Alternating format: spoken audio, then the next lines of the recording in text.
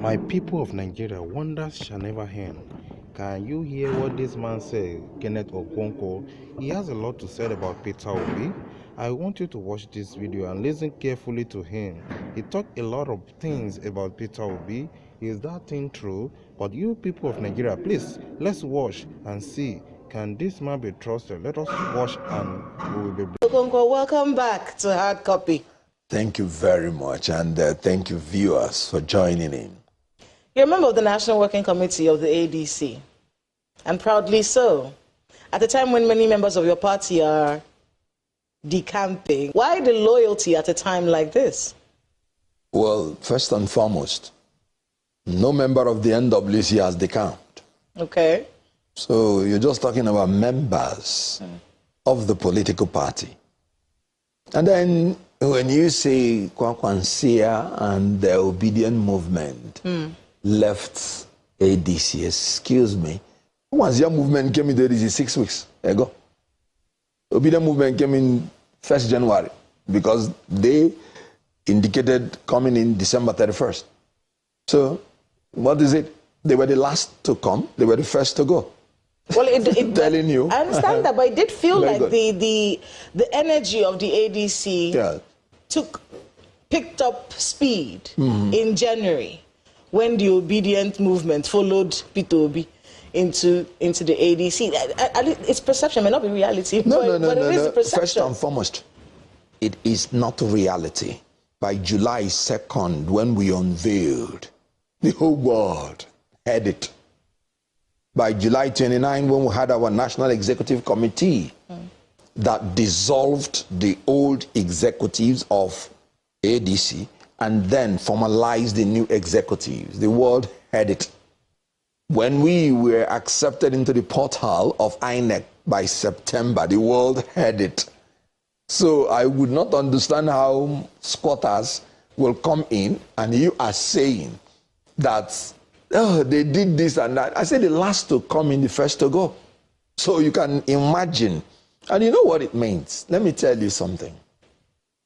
It's like when you are a squatter and you go into a house and the landlord gives you a platform for you to start your life again.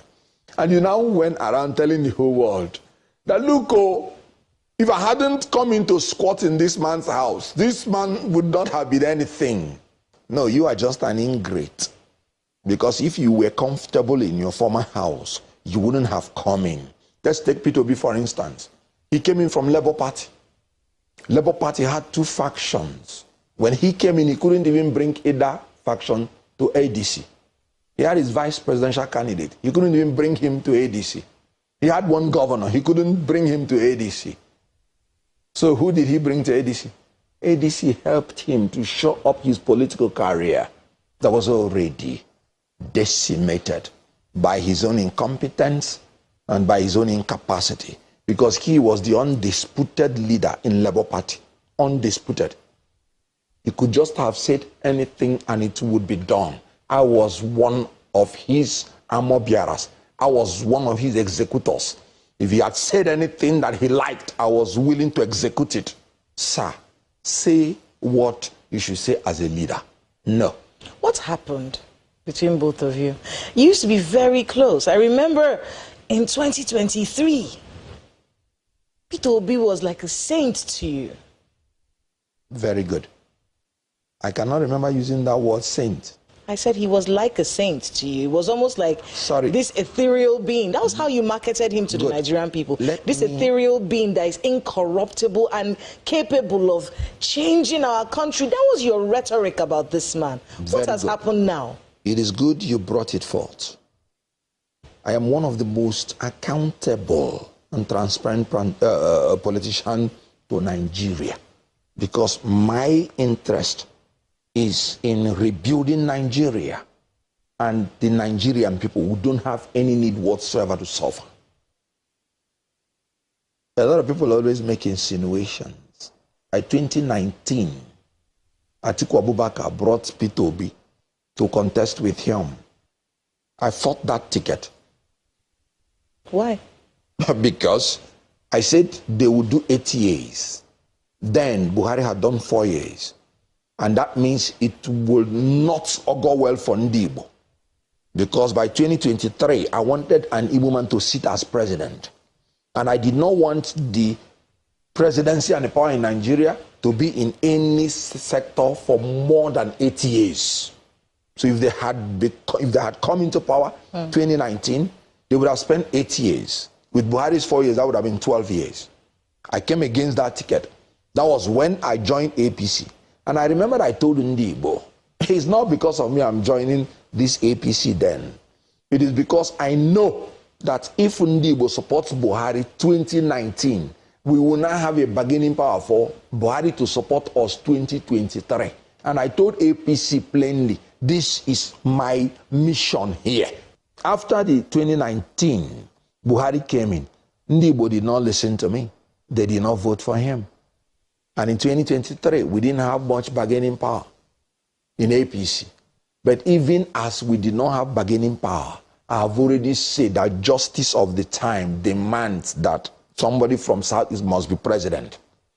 And luckily, of course, Obi was not my first choice because I didn't know him. We had never sat down to discuss. I went to PDP, then to the people I'm close to. I said, look, you have to give one candidate. All of you. It's not enough that you say it's from our side.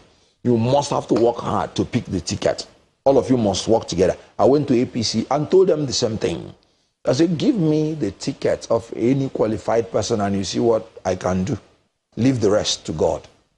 And then none of them got it. And unfortunately, in APC, Tinubu made the unfortunate mistake of picking a fellow Muslim. Because anywhere I am, I give 100% loyalty.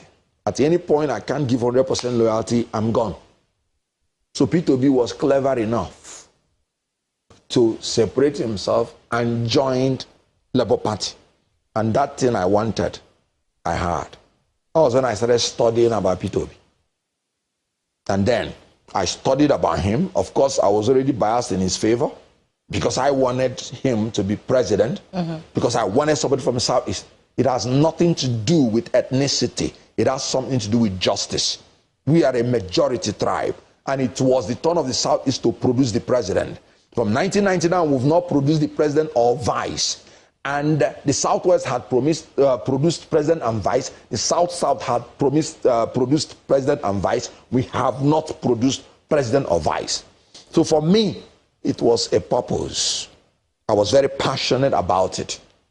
And I did what I did. And thank God, in my own opinion, we won the election. But that's where the problem starts. If you're dealing with me, if I do my own part, you must do your own part, or there will be consequences. Peter Obi didn't do his own part? Not at all. What was his part? What did you want him to do? I wanted him to fight ferociously for his mandate. A lot of people died. A lot of people were beaten. A lot of people were destroyed. A lot of people's businesses went in. Some people left all they are doing for this cause. What have you, Peter Obi, sacrificed? You're not willing to sacrifice anything. What are you doing in politics? I maintain politics is not for boys, it's for men. Do you still want Onyibo to be a president of this country? Very well. Who, apart from Peter Obi, can you rally behind right now? Flawed as he may be. I've watched your interviews. I've heard everything that you said.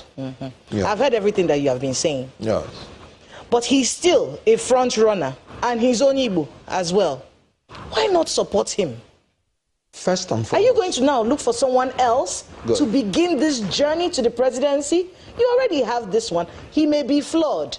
Oh, they've said all kinds of things. He doesn't have the sagacity. He doesn't want to sacrifice. Someone called him a vulture, that he feasts on dead parties. Whatever it is, he's Onyibo, and he's a front runner. Why aren't you supporting him if that is your zeal, if that is what you really want? Very good. I left him July 2024.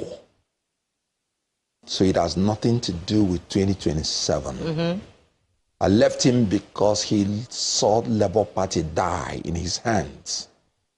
And he was the only and undisputed leader. I left him because he was not decisive. I felt discouraged. demoralized and deceived. Because I'm Igbo. And we follow our leaders when they show courage. We follow men of valor, not men of victim mentality. You must lead and you must be in the front of the battle. So when Labour Party died, what else is he doing? He refused to revive Labour Party. You knew you don't want primary election and you can't build a political party. If these people are bold and brave as they claim, why don't they build a political party? I suggested this early enough. Is it that will fight for Labour Party and consolidate it, or will leave early to a new party?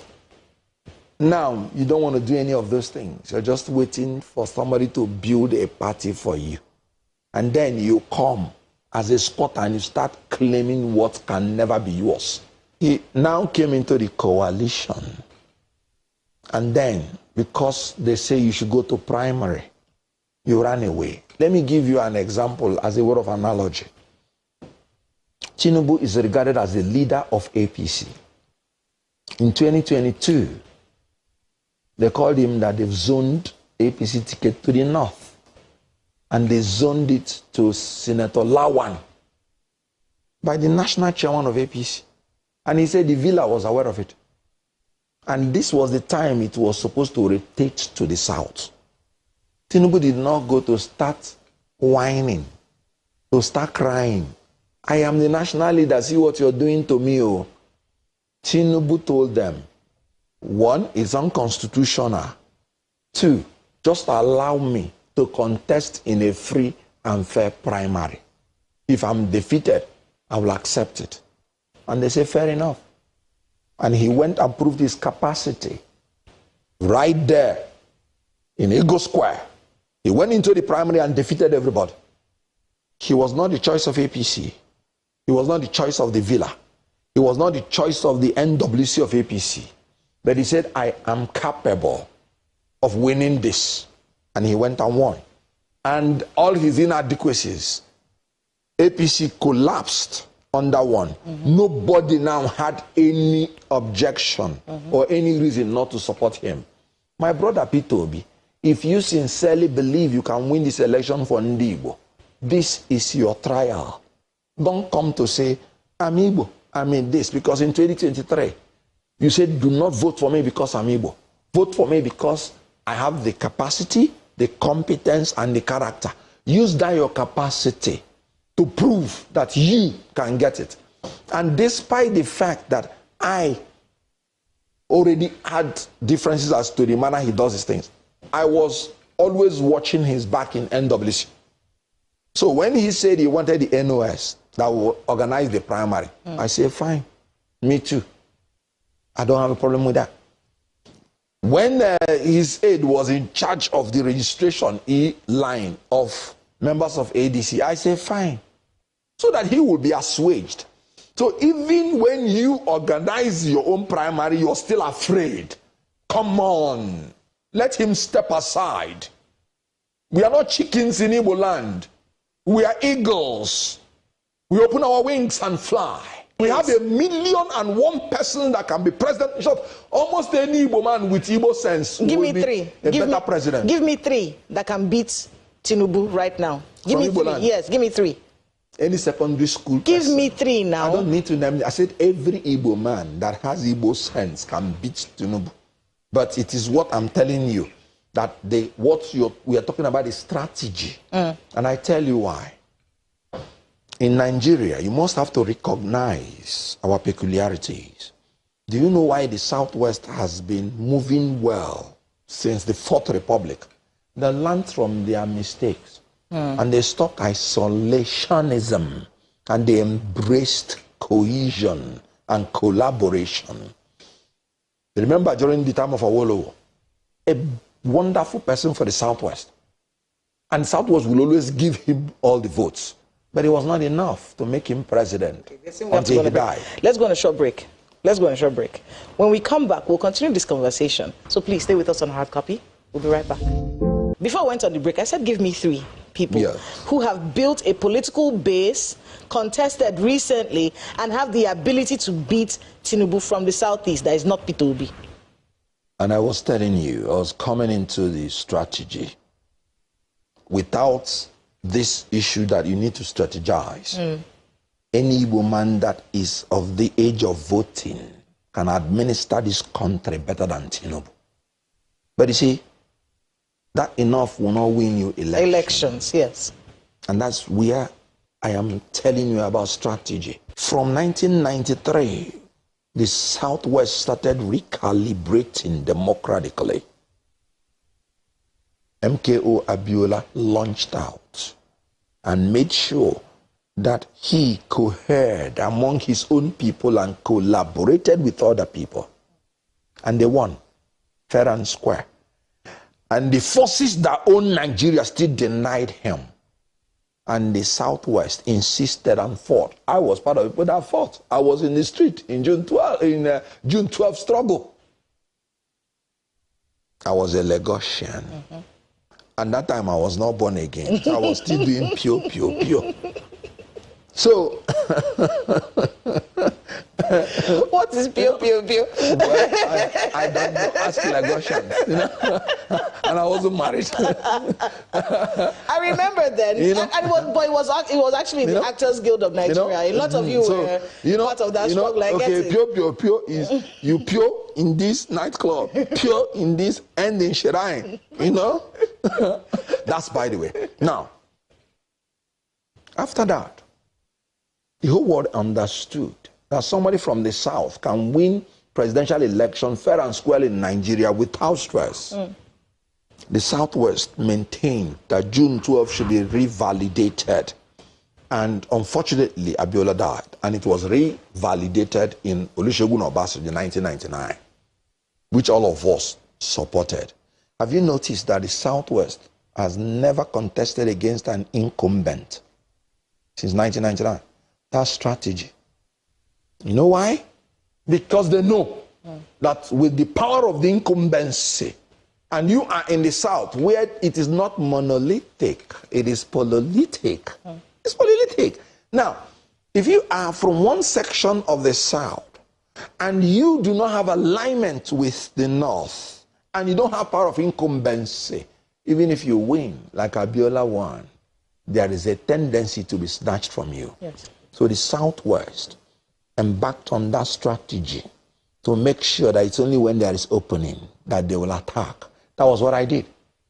For you to know how I want an Igbo man to be president without asking for compensation. In 2023, I had already figured from 2015 that there will be vacancy there. And I started projecting. And in 2023, I attacked. So in 2027, there is an incumbent from the South. It will be impossible except God decrees otherwise. Because we subject ourselves to the majesty of the Almighty God. It will be impossible to use somebody from the South, in my own opinion, to tackle him. That was why Obi would have ensured that Tinubu does not take his victory if he believed that he won. That was what MKO did. Now, this is 2027. There is an incumbent. And this incumbent, when he was not president, he overran the system. He said, I will take it, I will snatch it, I will grab it, and I will run away with it. Without the army, without the police. He achieved it. And now he's an incumbent. And you're coming with, and you want to think you can snatch the power from him. A snatcher. Who told you that you can snatch power from a snatcher? After weighing all these things, there's a need for strategic alliance. And when Obi came into the coalition, it would have been a beautiful thing.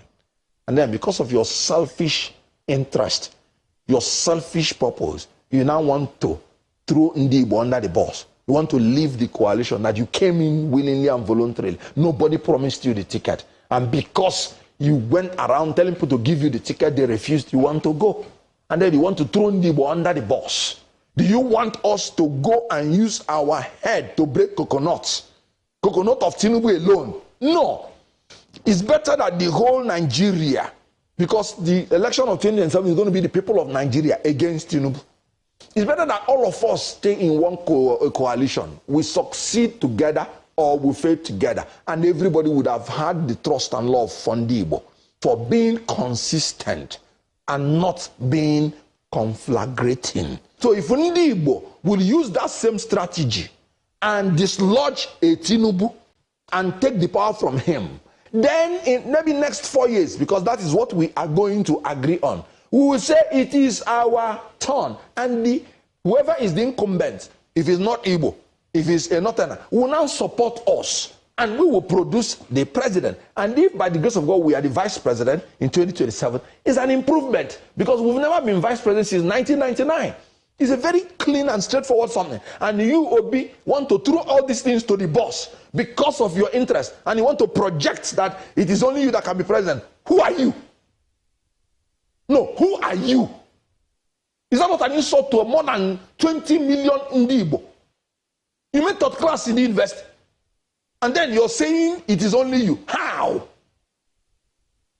So what happens now? Because that's what we asked in the beginning of this conversation. So with the ADC, what happens now? Hey.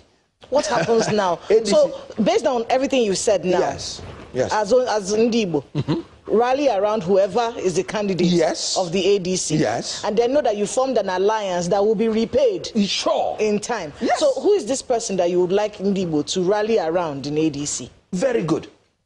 We are purchasing forms now. When the forms are complete, that's when you even know who are the aspirants. Because a lot of people have done Ebon, Ebon, even when we were in APC. Some people will say, I will contest for president, I'll come, and when the forms are coming, you start to see the person hiding. When they finish collecting the forms, you will know the actual aspirants. Then, as a member of the NWC, you provide level playing field. And whoever wins, then we as a party will now support the person. And let me tell you why I have confidence in ADC. I'm so proud of the leaders we have. President Bola Tinubu, Senator Godswill Akpabio, and Femi Gbajabiamila. They wanted to legislate and litigate us out of existence. But our leaders stood firm. They stood like rock. We fought them. We challenged them. We went to the Supreme Court and beat them up. And Honorable Abejide ran away because they told him stay in ADC to destroy ADC. Flatly spoken to him by Femi Gbajabiamila. Don't come out. We need you there. Stay there, fight them, destroy them, scatter them.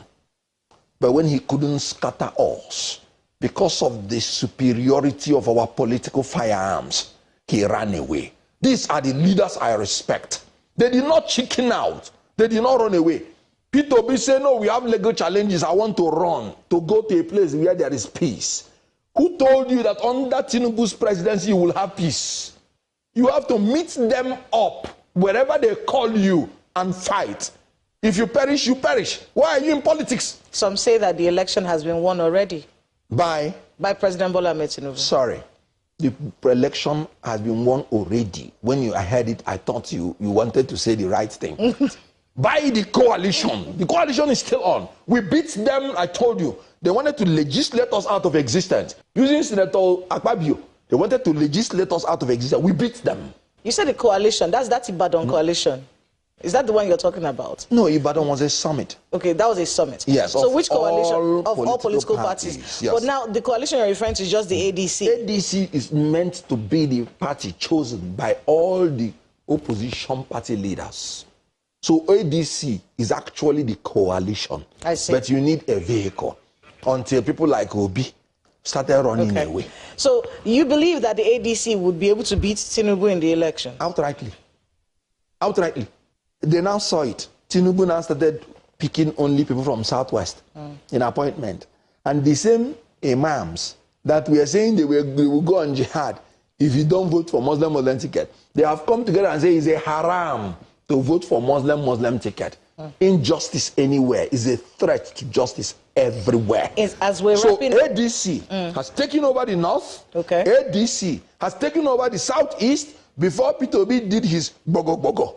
So the water we are carrying on our head, in the village, I grew up in the village too. When these ladies, beautiful ladies, when they go to the stream, they will carry pots in their head and they won't hold it with anything. And at times the water will do go, go, go, go. You would think it will not fall. So the water we are carrying on our head in ADC just did choco choco, but it will not fall. The amount of words I've learned today. Pium pium, bogo bogo, choco choco. I will put all these words. We are simply doing our shakara, just like those ladies when they're coming from the stream, and you think their pot will fall. Now lie. The pot is well seated on their head. They have the stamina and the strategy. That thing, they are dancing, catching fun, and attracting your attention. What just happened is a mere fluke. We are moving on. ADC will win everywhere. Final words. The Igbo presidency that you want so much. Yes, I do. And I'll see it in my lifetime. So not now. If you follow APC, you'll be talking about 2039. Because Tinubu is going to finish his term and cannot pick anyone to be vice president. If you follow ADC, you'll be talking about the possibility of vice president or president in 2027 and possibly president in 2031. Thank you so much, Mr. Kenneth Okonkwo, for being with us on Hard Copy. Thank you. Good luck with all the engagements I know you have, and our greetings to everyone at the ADC. Thank you. My Nigerian people, what's your thoughts on what Kenneth Okonkwo has said regarding Obi? Please put it on the comment section. Let me hear your comments, and make sure you like this video and also subscribe. God bless you.